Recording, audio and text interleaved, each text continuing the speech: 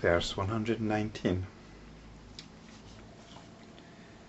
The four kinds of explanation are direct statement, questioning, discernment, and setting aside, whereby the philosophers are kept away.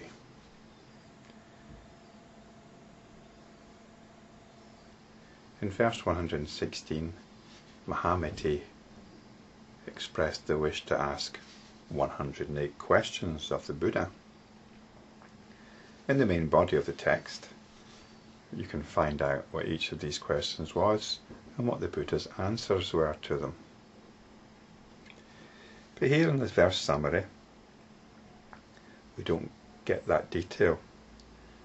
The Buddha mentions two schools of Hindu philosophy, the Samkhya and the Vaiseshika.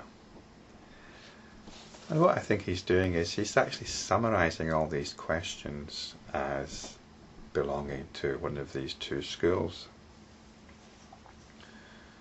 They're all to do with the nature of the world or the nature of the individual. And they can all be understood in terms of two basic attitudes known as either eternalism or nihilism. And I think we can understand both these attitudes in a modern context as religion or science. Religion gives us the belief that there's a soul, an immortal soul which continues beyond death. And science tells us that it's all a matter of atoms moving around and subatomic particles doing their thing, and that there's nothing else. It takes its cue from the observable world. But neither of them can offer any fundamentally satisfactory explanation. They attempt to, though. And in verse 119 we're told that there are four kinds of explanation: direct statement, questioning, discernment, and setting aside.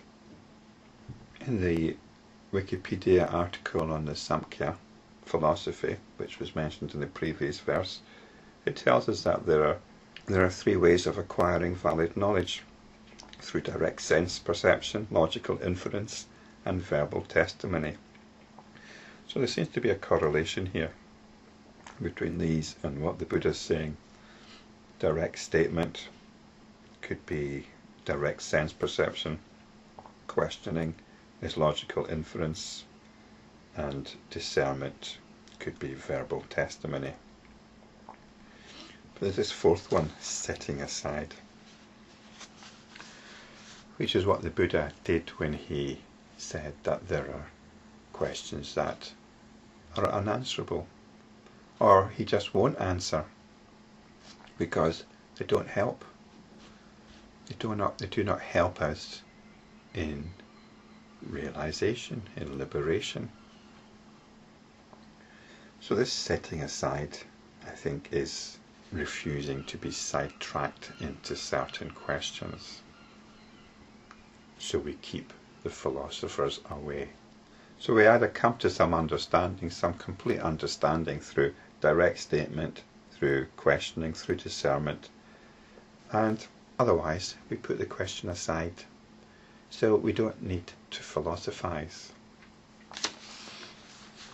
We either know it as a simple statement of fact, we can apply logical inference and questioning to come to our conclusion.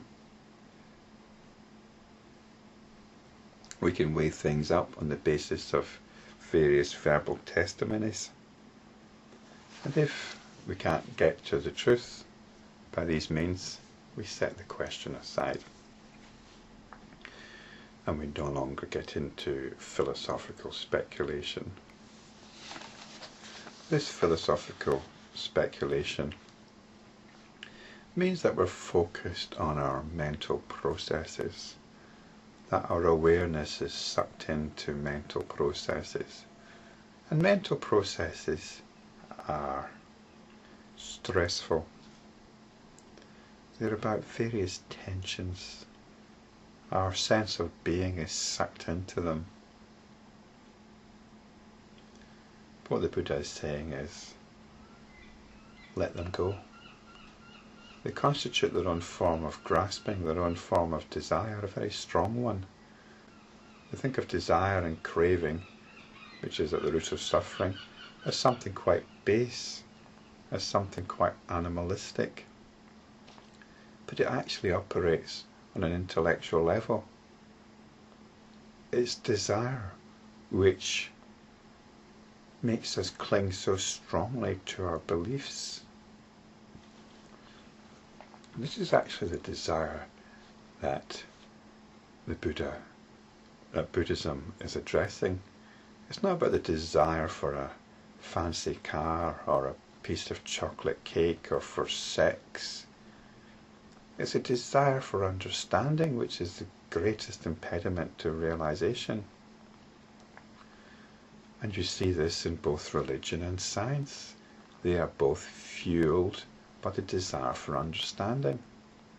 They just arrive at their understanding in different ways. But they are both of the nature of samsara.